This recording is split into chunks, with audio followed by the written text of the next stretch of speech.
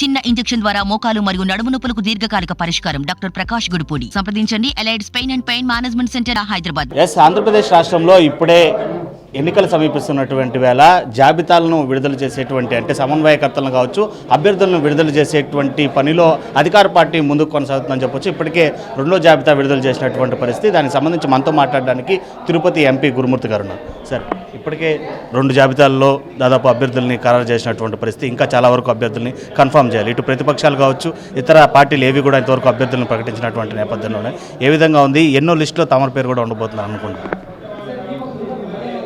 ఎన్నో లిస్ట్ అనేది మా పార్టీ అధ్యక్షులు గౌరవ ముఖ్యమంత్రి వర్యులు శ్రీ వైఎస్ జగన్మోహన్ రెడ్డి గారు అన్ని రీజన్ వైజ్ చేసుకుంటూ వస్తున్నారు. ఎక్కడా కూడా ఎలాంటి ఈక్వేషన్స్ ఉన్నాయి, దానికి తగ్గట్టు ఏ విధంగా ఏ వ్యక్తులైతే సూటబుల్గా ఉంటారు అనే దాని మీద ఆయన కసరత్తు చేస్తున్నారు. సో ఖచ్చితంగా సంక్రాంతి లోపల అన్నీ వస్తాయని చెబుతూ ఉన్నారు. సో దాన్ని బట్టి ఎక్స్పెక్ట్ చేయొచ్చు. మరి సంక్రాంతి లోపల అన్ని సీట్లు అనౌన్స్ చేస్తామని పార్టీ పెద్దలు చెప్తున్నారు.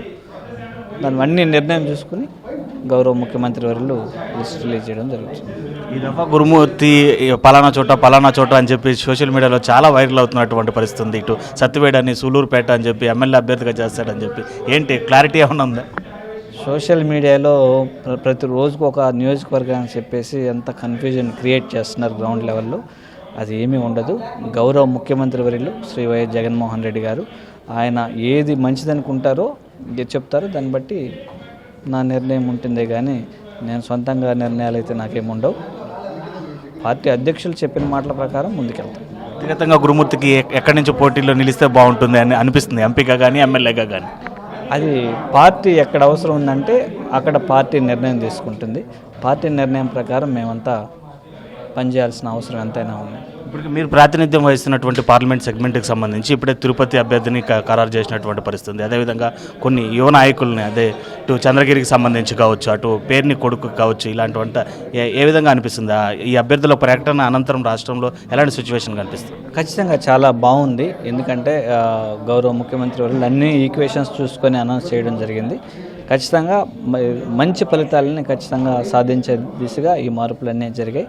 సో ప్రకటించిన వ్యక్తులందరూ కూడా బాగా యాక్టివ్గా పని చేసుకుంటూ ముందుకెళ్తున్నారు. సో ఖచ్చితంగా 175కి 175 సాధించే దిశగా మా నాయకుడు పనిచేస్తున్నారు. దానికి తగ్గట్టు ఖచ్చితంగా ప్రజలు కూడా ఆశీర్వదిస్తారని మనస్ఫూర్తిగా కోరుకుంటున్నారు. ప్రధానంగా తిరుపతికి సంబంధించి, ఎందుకంటే మీరు ఇదే జిల్లా వాసి, ఇప్పటికే భూమన కరుణాకర్ రెడ్డికి తనయుడైనటువంటి భూమన అభినయ్ రెడ్డికి కన్ఫర్మ్ చేసినటువంటి పరిస్థితి ఉంది. ఏ విధంగా ఉన్నాయి తిరుపతి నగరానికి సంబంధించినటువంటి ఇక్కడ మీకు కానీ అదే మీ విధంగా వ్యక్తిగతంగా మీకున్నటువంటి సంబంధాలు, సత్సంబంధం? ఖచ్చితంగా అందరూ హర్షం వ్యక్తం చేస్తున్నారు. ఎందుకంటే నాకు సోదర సమానులు చాలా యాక్టివ్గా పనిచేస్తారు. ఎందుకంటే మనం చూడొచ్చు, స్వాతంత్రం వచ్చినప్పటి నుంచి ఇప్పటి వరకు మనం తిరుపతి ఏ విధంగా ఉందో మనం చూసాం. 2019 తర్వాత గౌరవ ముఖ్యమంత్రి వర్యులు వైఎస్ జగన్మోహన్ రెడ్డి గారి యొక్క నాయకత్వంలో ఆయన ఆదేశానుసారం కరుణాకర్ అన్న కానీ, భూమన అభినయ్ రెడ్డి కానీ ఒక మంచి విజన్తో అన్ని మాస్టర్ ప్లాన్ రోడ్లని అత్యంత త్వరగా అవి పూర్తి చేయడం.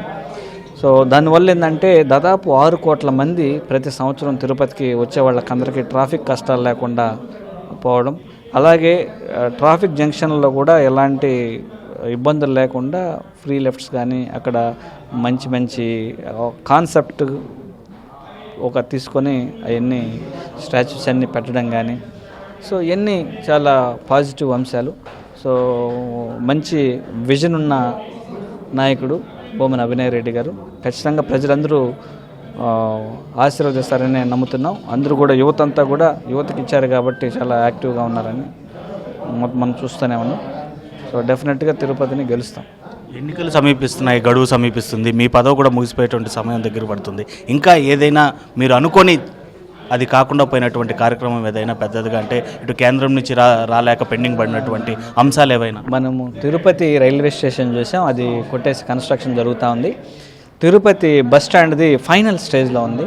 అది కూడా ఇదైతే దాదాపు ఒక 500 కోట్లతో చాలా అద్భుతంగా అది నిర్మించబడుతుంది. గౌరవ ముఖ్యమంత్రి వర్యులు ప్రత్యేకంగా దాని మీద దృష్టి సారించారు.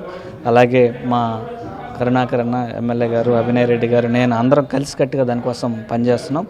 వీ హోప్ త్వరలోనే అది కూడా సాధ్యమయ్యే సూచనలు కనిపిస్తున్నాయి. టెండర్స్ కాల్ఫర్ చేయాలి, అది పెండింగ్లో ఉంది. అది అయిపోతే వరల్డ్ క్లాస్ ప్యాసింజర్ ఎమ్యూనిటీస్తో మంచి ఇన్ఫ్రాస్ట్రక్చర్ తిరుపతికి అందుతుంది. అలాగే నైలెట్ కూడా వచ్చేసింది. సో ఇండియాలో ఫస్ట్ సెమీ కండక్టర్ ల్యాబ్ మన ఎస్వి యూనివర్సిటీలో పెట్టబోయే నైలెట్లో పెట్టబోతున్నారు. దానికి 2 days బ్యాక్ 8.5 కోట్లు ఆ ల్యాబ్కి శాంక్షన్ అవ్వడం జరిగింది. సో ఇవన్నీ రాబోయే ఎడ్యుకేషనల్ ఇయర్కి అందుబాటులో ఉంటాయి. దానివల్ల ఎంతోమంది స్టూడెంట్స్కి చాలా ఉపయోగకరంగా ఉంటుంది. Right sir, thank you and all the best. So అది మనం చూస్తున్నాం, ఏదైతే ఇప్పటికే రాష్ట్ర వ్యాప్తంగా విడుదల చేసినటువంటి జాబితాలకు సంబంధించినటువంటి సమన్వయకర్తలు కావచ్చు, అభ్యర్థుల విషయంలో ప్రజలందరూ కూడా చాలా ఆనందాన్ని వ్యక్తం చేస్తున్నారు. ఇటు యువత కూడా కొత్త వారికి అంటే ఏదైతే యువతకి అవకాశం ఇవ్వడం పైన కూడా వాళ్ళు కూడా మరింత ఉత్సాహంగా పనిచేసేటువంటి పరిస్థితులు ఉన్నాయి. ఇక తిరుపతికి సంబంధించి భూమన కుటుంబంతో తనకు ఉన్నటువంటి అనుబంధం, అదేవిధంగా జరిగినటువంటి అభివృద్ధిని దృష్టిలో పెట్టుకొని ఏదైతే ప్రజలు ఇటు జగన్మోహన్ రెడ్డి తనకు నిర్ణయించినటువంటి స్థానంలో తాను ఎటు నుంచైనా పోటీ చేయడానికి ఆయన ఆదేశాలను శిరసావహిస్తానని చెప్పి కూడా ఎంపీ గురుమూర్తి చెప్తున్నటువంటి పరిస్థితి. వీడియో జర్నలిస్ట్ మనకంటే Lokesh reporting for RTV Tirupati. మరిన్ని వీడియోస్ కోసం ఛానల్ ని సబ్స్క్రైబ్ చేయండి, లేటెస్ట్ అప్డేట్స్ కోసం వాట్సాప్ ఛానల్ ని ఫాలో చేయండి అండ్ లింక్ డిస్క్రిప్షన్ లో ఉంది.